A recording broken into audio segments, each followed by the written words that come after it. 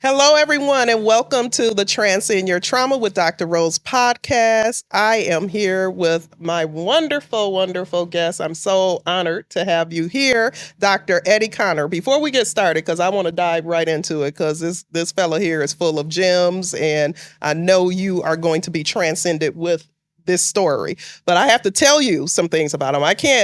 We will be here the entire podcast if I read off all his accolades. So we're just going to start. First of all, he's an empowerment speaker. He's a college professor, radio, TV correspondent, and visionary of the Access Identity Conference. We're going to talk about that before we finish up this podcast. But Dr. Eddie is also the best-selling author of 16 books. Like, I'm trying to finish my third, and it's like taking me forever, right? 16 books, including the New York Times best-selling book, Reach, 40 Black Men Speaking on Living, Leading, and Succeeding, in which he shares his story. Dr. Eddie you have spoken for the NBA. Yeah. He's been featured on ABC, BET, CBS, Ebony, Fox, Jet, Lifetime, NBC, The Steve Harvey Show. I remember that show. That was a good show. Tom Joyner Show, Huffington Post. We can go on and on. But he's the recipient, and I didn't know this when I was reading your bio, of the President Barack Obama Volunteer Service Award and the President Barack Obama Lifetime Achievement Award from the White House. Did you actually go to the White House for that? Yeah. Oh my God, that's so exciting. That was fun. Phenomenal. He's recognized as one of the top 35 millennial influencers in America, listed in the top 100 leaders in Who's Who in Black Detroit, and named to Michigan Chronicles top 40 under 40. Now, these, like I said earlier, these are this is the resume of someone 2-3 times your age. So, and I didn't even read it all off. You guys can go to his website. We'll get all that information at the end to read more about that. But welcome to the Transcend Your Trauma podcast. What an honor it is. What an honor it is.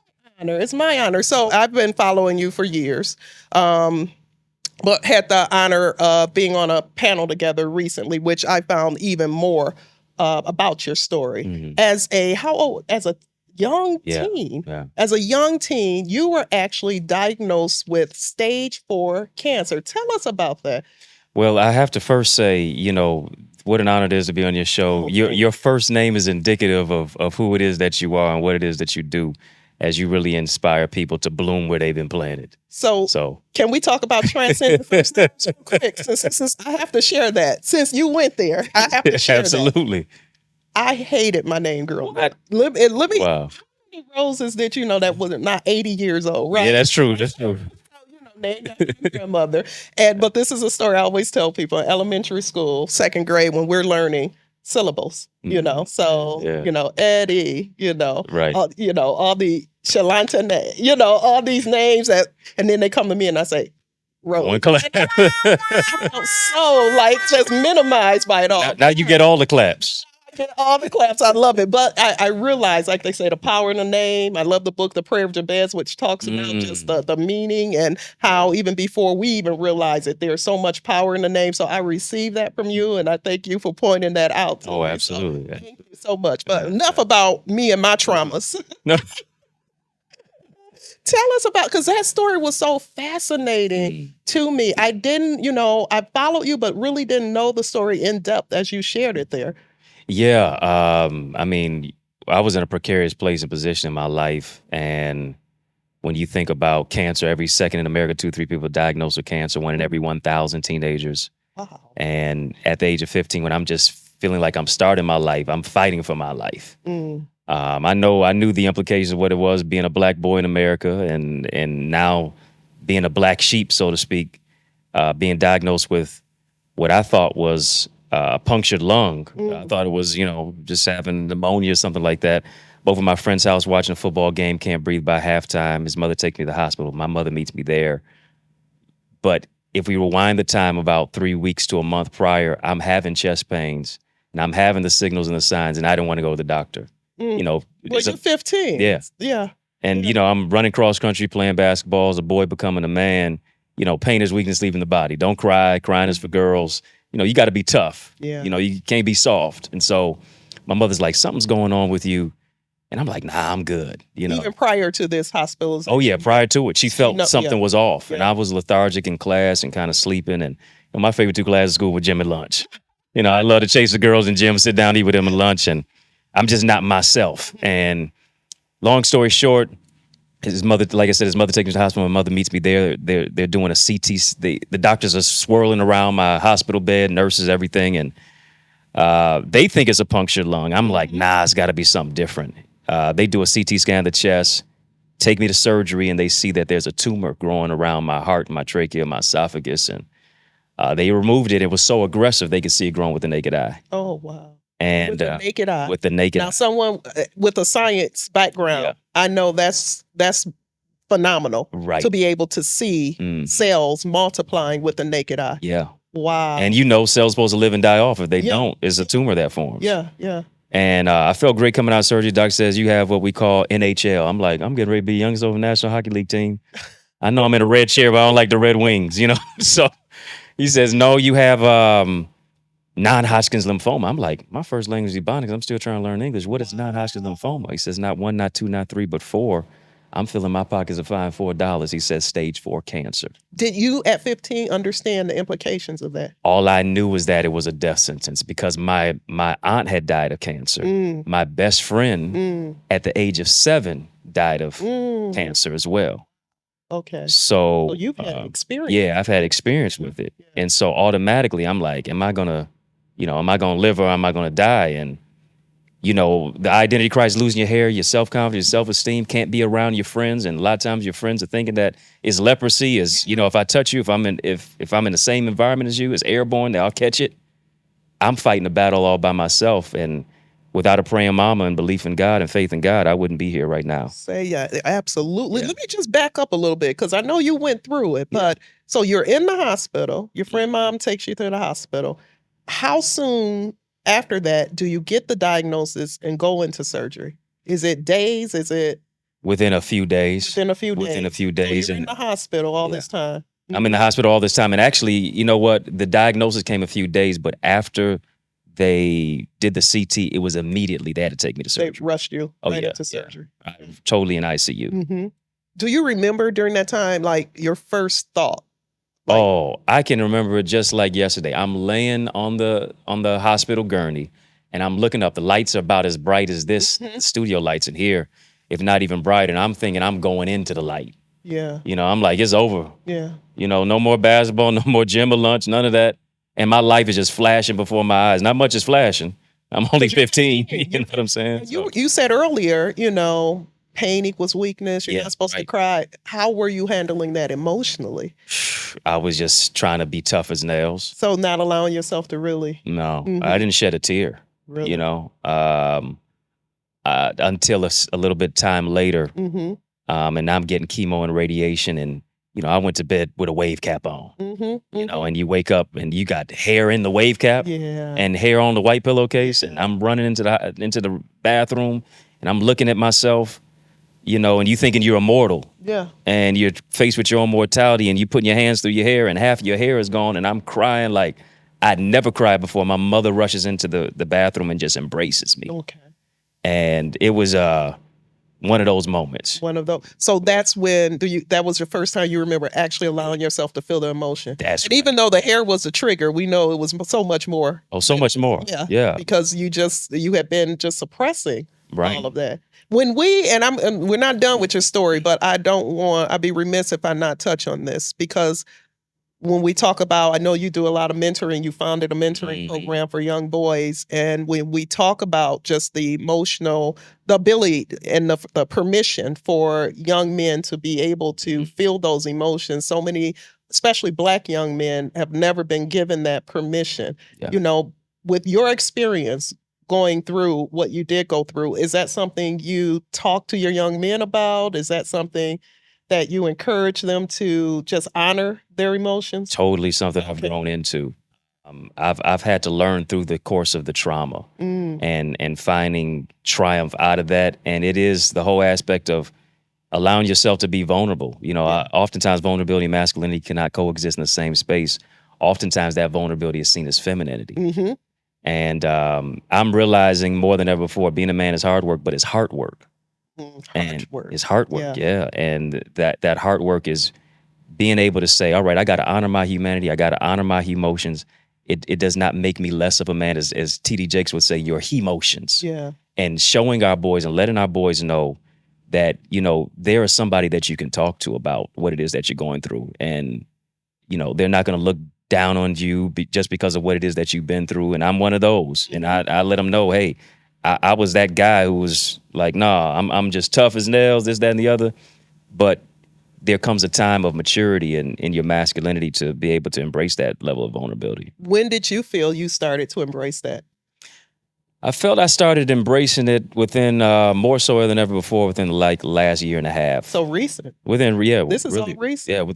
Definitely recently. What's the catalyst to that? I wrote a book called The Mask of Masculinity, How Men Can Reclaim Their Identity, Lead in Love of Vulnerability. And I really looked at just the whole aspect that as Dr. Sigmund Freud said, we are in adulthood or we have experience in childhood. And unless we heal from that, remedy that, scripture, when I was a child, speaks a child. When I became a man, I put away childish things. Things don't just leave by osmosis. Yeah. I have to do the hard work of taking off the mask, dealing with the trauma, dealing with the issues that are generational, the emotional incarceration, the psychological pain, addressing all of that and letting people know that now what became an embarrassment now can ultimately be a testimony. Wow. Let me just say thank you, first of all, because the fact that you're even admitting and you're transparent enough to admit this is recent for you, because all these accolades, these have been years of building absolutely. this. Right. And when we talk about transcending our trauma, when we're talking about really becoming the best us that we can become, it's not a destination, it's a journey. And so for you to share that, just within the last year and a half, I've started to embrace that, helps others, it normalizes it. It gives a sense of universality for those watching this podcast who feel like maybe they've missed the boat. Maybe it's too late for them to really, go after this life that they deserve and desire, because the time has passed, but it's never too late. Can you speak to that? No, that's so good because, and I think this podcast is so powerful because you're able to unravel a lot of the truths, a lot of the scars that we've held hostage. And when you talk about transforming and transcending trauma, I had to forgive a father who never showed up for me in the hospital. So that's another level of trauma, another layer of trauma. Outside of, the physical aspect of the chemo and the radiation and the spinal taps, but the psychological aspect of going through it. What were you, as a young boy, because there's so many, young men that watch this that don't have that relationship with their father. Yeah. They're very critical times in their life, traumatic times in their life where that male figure was not there. How did you even come to a place of forgiveness? Boy, it came from the place when I actually wrote my first book, Finding the Can in Cancer. I was literally 23 years old with a dollar and a dream in my name in the dorm room at Eastern Michigan University. Oh, you know. Yeah, okay. Oh, wow, I didn't realize that. Okay. I was there when we were the Huron. Oh. I wouldn't believe it. That's where the Eagles. I wouldn't believe it. You can walk on the college campus now. we were culturally insensitive when I was on there. We had to change the name around. Right. Yeah, okay. I didn't realize it. Yes. I didn't realize that. Yeah. So I'm writing my book and, really at the behest of my mother, and I really didn't want to write it because I didn't want to tell anybody about what I had gone through with cancer. And she says, somebody needs your story. You need to write the book. And she's on my back. I'm like, I'm gonna write this just so you can get off my back. Yeah. And it became what I needed the most. What I didn't feel like doing became a blessing. And as I was writing, I was healing. As I was writing, I was forgiving a father who didn't show up for me one day in the hospital. And I had a lot of bitterness. And I came to the understanding that you can't really live until you forgive. And I had to forgive him before he ever gave me an apology, which came years later. But it freed me. Yes. It freed me to that whole aspect. And I'm not his apology, but your forgiveness. Yeah, my forgiveness, right. It was for me, not for him. So, and it was another level of healing outside just the physical aspect of healing from cancer. It was the emotional, and the psychological aspect. Yes. And so 16 books. And you talk about how writing that first book was healing. So I can only imagine that explains why there's book after book after book. Because you find the power of healing in telling your story. And even from an energetic level, for those of you watching this, because I'm big on journaling, I'm big on writing. Yeah. That was my first passion, believe it or not, just writing. But energetically, when we have anger or trauma embedded within us, the act of writing helps to allow that to move, to dislodge, from areas in our body. When you talk about having cancer, you've heard the saying, the issues are in the tissues. So even that act of unforgiveness can help breed even further disease. The emotional dis-ease creates physical disease. So you actually through, you don't want me to start rapping. I can't not let those just go past. Bars, issues, and tissues. Yeah, for sure. So I'm just occupational hazard as you're talking. I'm just analyzing, and I just know that even in the writing of your book and the telling of your story, the vocalizing of it, and the energy that comes from that, it's all part of the healing journey. Which, when you talk about transcending trauma, and that's this podcast here, I really want people, as you share, to understand the freedom that comes from sharing our story, the freedom that comes from transparency and vulnerability. I want to get back on vulnerability, because you just said, last few years kind of really allowing yourself to go there. Another belief of mine, and this is just from what I've seen in 25 years of practice, is that, and I do a lot of couples counseling. Couples who get married, and they've been married 10 years, 15 years plus, but there still does not exist that vulnerability in one partner, or even both at some times. And it's so necessary if they're ever to achieve a relationship that is the fulfilling relationship I think all of us desire in partnership. That vulnerability has to be embraced. Yeah, that's so good. That vulnerability speaks to intimacy. It's intimacy. It's allowing somebody to see into you, and you're revealing yourself to somebody else as well. And for that to happen, I think we got to break down a lot of the different walls of what it is that we hold, and a lot of it is due to hurt. And until we heal, you always bleed on people who didn't cut you. And hurting people hurt people, heal people heal people. And I had to get to that understanding even within the last, few years. And the writing kept opening up different layers and different valves to my life. Me even reflecting on the fact that a guy walked up to me some years later after cancer, and in a convenience store, inconvenienced me in a convenience store, and says, "I thought you died." Yeah. And to have that. How old were you at this time? I was probably about 18, 19. Oh my God. And said it almost in disappointment. Right. And it reminded me of the people who I thought were praying for me were literally praying on me.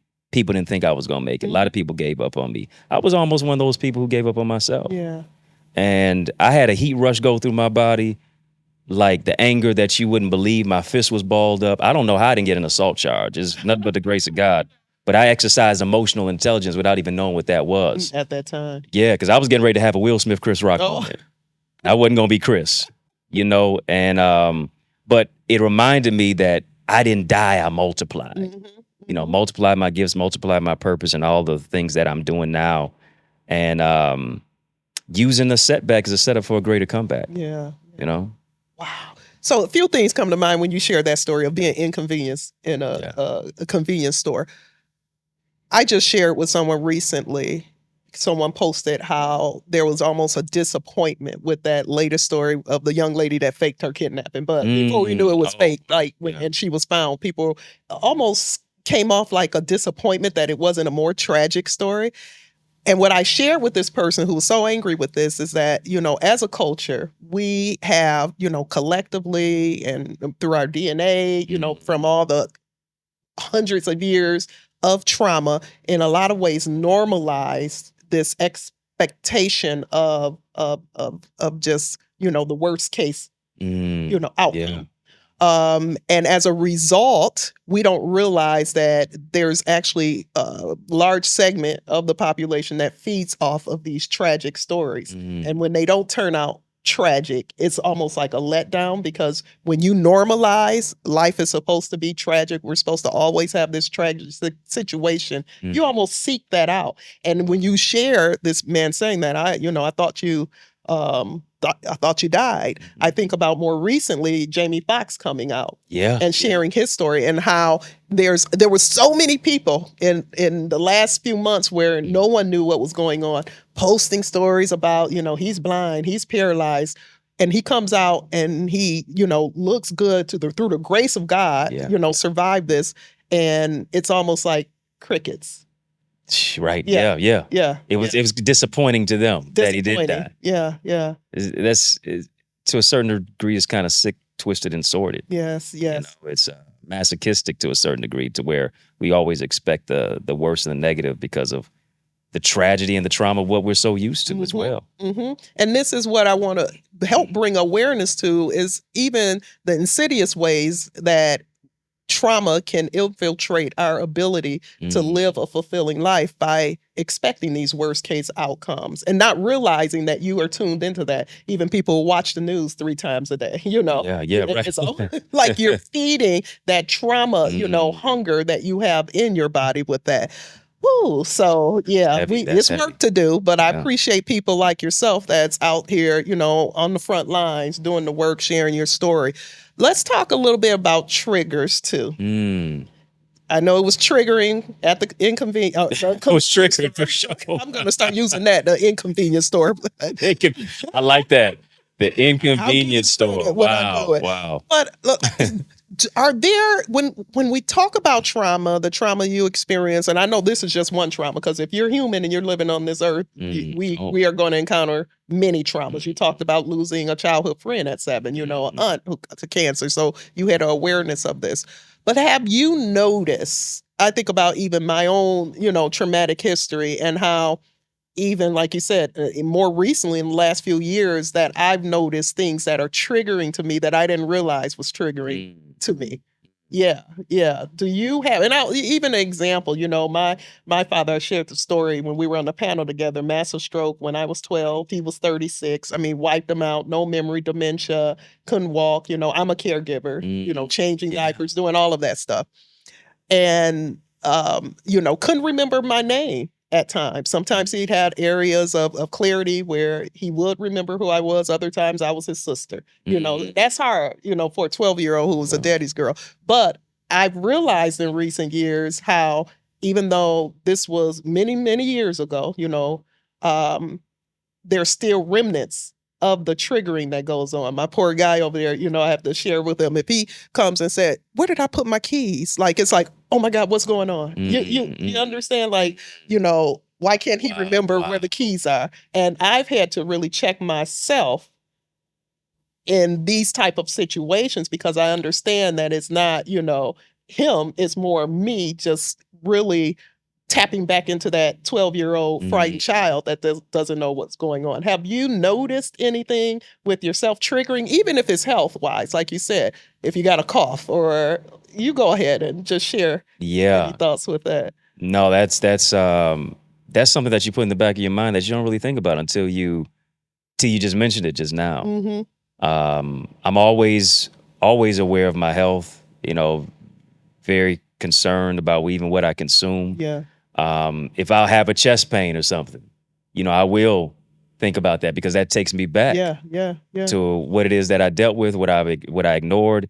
Am I being too, kind of invasive? Am I jumping the gun or jumping to a conclusion just because I'm feeling something? Or could it just be a muscle spasm? You know what I'm saying? So sometimes I've dealt with that throughout the course of my life post-cancer. Different intervals of time.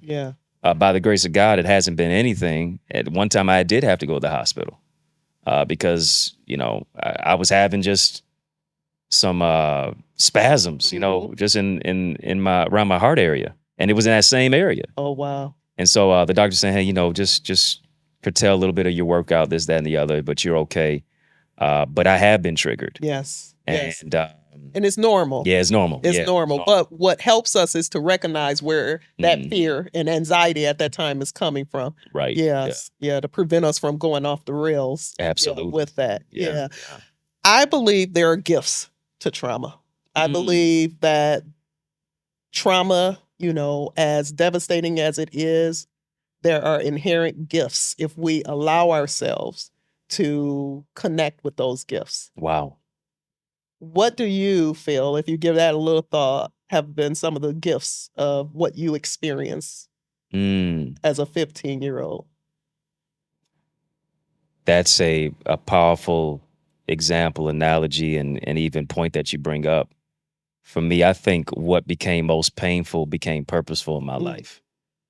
I think really trauma pushed me into a place to where I've been able to find grace from grief, and really empower people to recognize their purpose and overcome obstacles. Yes. I was talking to a guy today. I was in the grocery store, and he was saying, he just walked up to me, he was working at the grocery store. I'm over in the banana section, minding my business.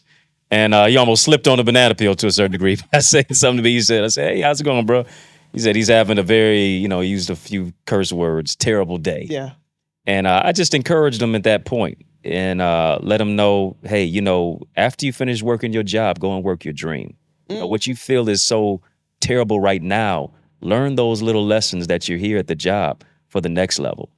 And I kind of walked away saying to myself, if he really knew who he was talking to and what I had been through, he would understand that it's really no bad day. The only bad day is the one you don't get.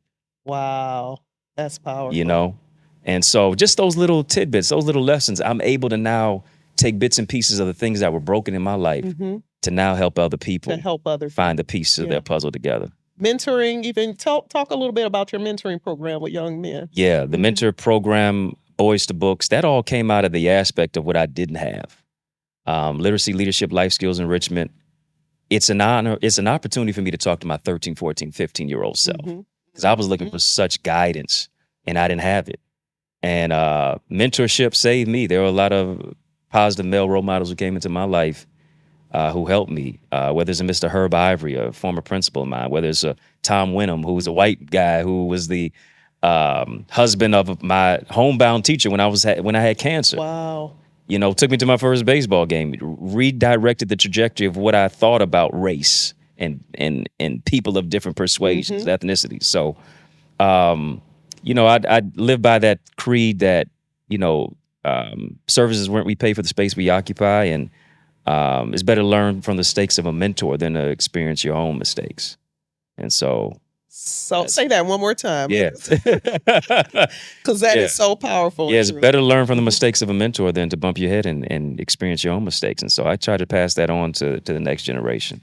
The fact that you said that it's an opportunity to talk to your 13, 14, 15-year-old mentorship. Yeah. Because that puts it in perspective for me. And I know others who've done mentorship, we don't think of it, but to a great deal, what we teach is what we most often either need to remind ourselves of, right? Or learn. Yeah. And so when you are mentoring these young boys, you see yourself in there. Oh, absolutely. Yeah, these young men there. That is, I love that. I'm going to have to just remember that when I'm speaking to individuals, because we do want people to avoid a lot of the pitfalls or the missteps that we took. That, again, the gift is that we're able to share that and help others in their journey. Yeah, without a doubt. Yeah. And I think as well, when you talk about the destination, it's the journey more than the destination. For me, it is an opportunity to heal the little boy within. I think we're still always on that trajectory of what you weren't affirmed, how you were not loved, the things that were not necessarily embraced and were overlooked. And then one thing that separates my program from everybody else's mentorship program is that I have a very key, important aspect focusing on literacy.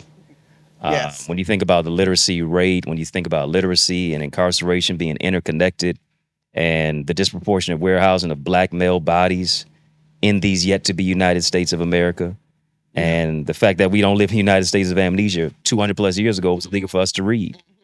And so I said, I can't write books and not expose the value of literacy in books, especially to our young brothers. Let them know it's not an effeminate thing. Yeah. Real men read. Real men read. If you're going to lead, you got to be able to read. Yeah. And that's huge in separating you from a lifetime of being below the poverty line and being able to, live hopefully be, beyond that poverty line. Oh there. yeah. Absolutely. It must be rain. Whoa. You bringing the thunder. We'll get back on track. Edit yeah. that out.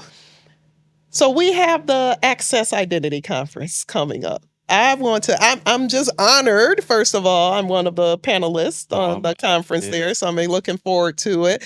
Talk a little bit about what this Access Identity Conference is, what the purpose is, the goals, and what people can expect. Yeah, I'm fired up and excited that you're there, that you're gonna be one of the speakers. I am absolutely honored that you said yes. That meant a lot and means a lot, and I know people are just gonna be impacted and empowered by what you provide. And so with that whole aspect, the Access Identity Conference really is all about really empowering people to access who it is that they are internally through their purpose, through their value. And we do that in 3 ways: focusing on increasing your ideas, your impact, and your influence, really connecting kingdom and community, merging ministry in the marketplace. And we're doing that from the aspects of mental health and wellness, which is so needed and so important, as one of your specialties. Yes. Branding, business, personal identity. We do that as well through purpose, identity, relationships, financial literacy, which is so important. Looking at community issues, civil rights, yes, but we also need civil rights and economic development in the Black community. And so with that, the clarion call has gone out, and people have responded, from registrants from 17 states and 7 countries. Wow. And Is it so cool. virtual as well? Virtual as well. Okay. That's amazing. So we got the in-person and the virtual registration, and we're pretty much at capacity. Just a few more seats, and then we'll be totally sold out. But it's been just really a phenomenal opportunity, and I really wanted to give people just strategy, structure, and solutions, and how to take their vision to another dimension. I'm tired of just having to go to another conference in Florida and Atlanta and LA. Why not have something big and powerful and profound from somebody who's grassroots? I love it. I'm a Detroiter. My hometown is Motown. What up, though? You know what I'm saying? So I want to put on for my city. The city. I'm so excited. August 5th. August 5th, yeah. August 5th at Focus Hope. Yes. Okay. Yeah. And I know we'll put all the registration details on here. Yeah. But people can expect to leave empowered, but also with a plan. Oh, without a doubt. Yeah. It's not just a lot of cheer, rah, rah, rah, clapping and stuff like that. Beyond just shouting, we're going to shift you. Yes. You know what I'm saying? So. Empower, because it said again in the bio, he's an empowerment speaker. There's a lot of motivational speakers out here. Nah.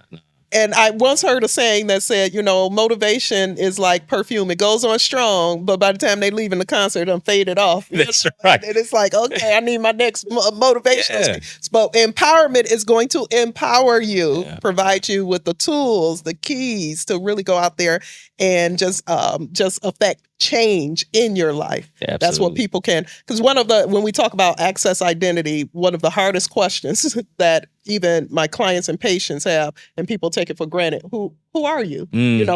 Three little words, 3 little words. And people are so quick to answer that with a label. I'm a mother, or what their career is, or what have you, but never really have afforded themselves the opportunity to get to the core and the essence of who they are. And that's what you can expect when you go to the Access Identity Conference, to really leave away not just empowered, but also with a firmer ideal and understanding of who you are, so you can match your skills, your aptitude with the things you want to go after in life. Yeah, that's you're totally right on. You hit the nail on the head with the hammer right there. And that's what it's all about. The who you are, where you're going, why are you doing what you're doing, who do you want coming with you?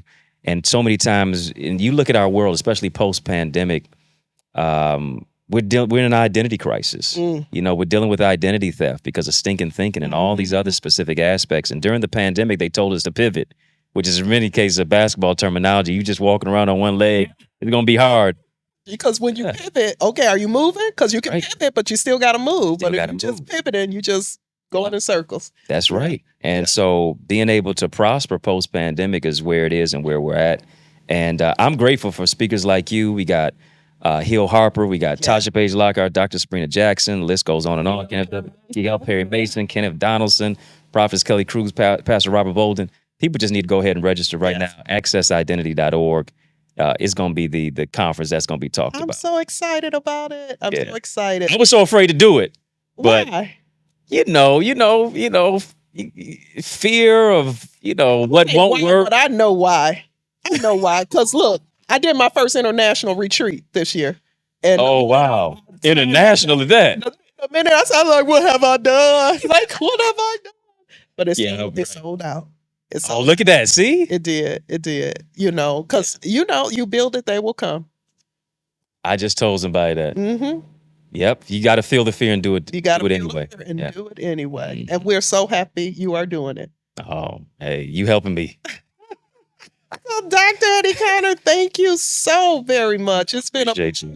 I can talk to you all day long, but this is not going to be in. We're going to do some other stuff Oh yeah, absolutely. together, definitely. So I don't know, you have any closing words you like to give? Listen, I truly appreciate you. You are a phenomenal thought leader, and I think one of the great geniuses in your craft, really helping people to really locate who they are, take off the mask of the trauma, and find transparency and truth and transformation to where it doesn't just happen internally, but is able to go and manifest to other people's lives. And so, thank you for the space and place. You was about to have me cry for a minute. But that's just a fan. That's just a fan. So you try to waken my tear ducts. But no, I truly appreciate you, and this is what it's all about. And I look forward to working with you even more. Absolutely. And on that, guys, it's a wrap. Thank you so much. And we'll see you August 5th. That's Thanks right. for tuning in to the Transcend Your Trauma with Dr. Rose podcast. Click that subscribe button so you'll be notified when new episodes are available. See you soon.